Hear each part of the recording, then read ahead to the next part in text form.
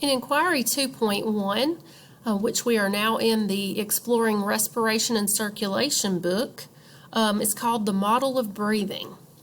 So our question for this lab is, how does the respiratory system, or how does breathing work? So for your hypothesis, tell me when you inhale, what happens, and when you exhale, what happens. Remember, this is your hypothesis, so tell me what you think happens when you inhale and what happens when you exhale. So think about what happens as your body does those two processes. Our materials for this lab are found in the Respiration and Circulation book on page 11, and our procedures are found in the Respiration and Circulation book on page 17 to 19. Okay, first what we will look at in class is a bell jar model. So let me show you that. It's in the textbook. It shows the bell jar model. Now in class we would have one of these that we would pass around and you could try it out. But as you can see, the bell jar model is like a dome shape, and inside of it, first of all, on the top of it, it has a cork that has a hole in it, and there's a tube running through it, and that tube comes down and then branches off out to two balloons. Okay, and when we pull downward on the diaphragm part of the bell jar, the volume of air inside the jar increases as the diaphragm is pulled down, and it pulls air in through the stopper and the lungs inflate. But if we did the opposite, if we push the diaphragm upward, then it's going to decrease the volume of space inside the bell jar, and it's going to force the air back out of the lungs and then out the hole that's in the stopper. Okay, for our investigation though, you are going to be building or imagining that you build a model of breathing. And so let me show you the different things that you're going to have for this inquiry. You're going to have a syringe, a large syringe that has the top cut out, so it's open at the top.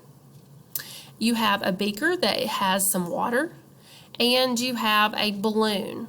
So how could you use a syringe, a balloon, and water to make a model of the lungs? What body part will each component of the model represent? So on your lab report, you would draw what your model would look like.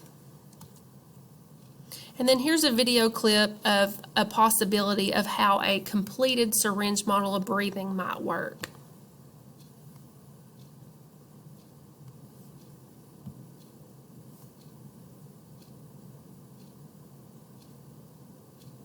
As you can see, they've got water inside, and they've got the balloon. When they push up, the balloon shrinks. When they pull down, the balloon inflates.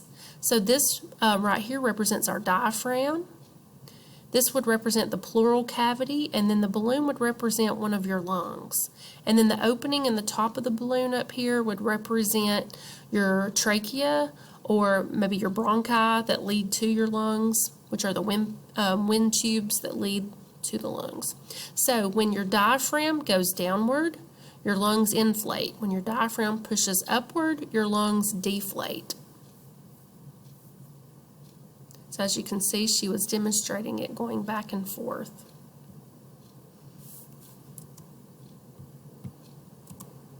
Okay, so let's go back out to our lab report.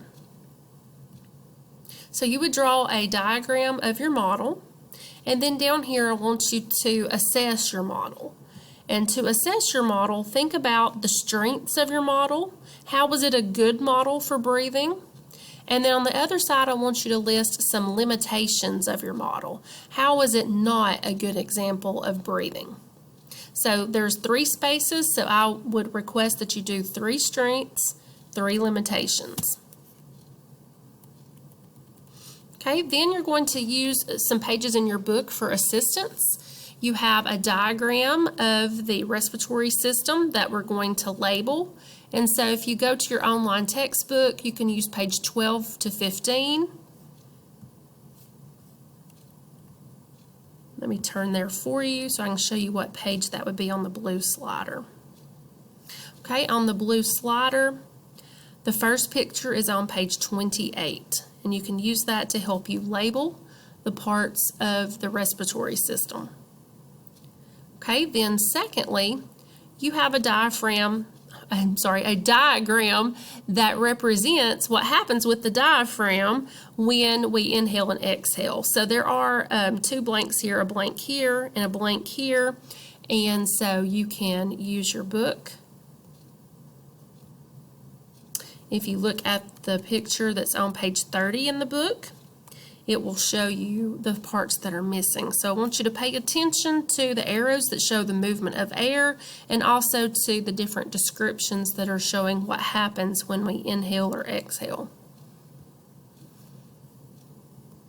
Okay, and then lastly for our diagrams, we have a picture of a lung, part of the trachea, part of the bronchus, and the lung with the alveoli.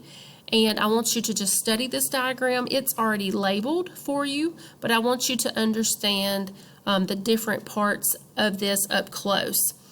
Within our lungs, we have tons of little clusters of alveoli.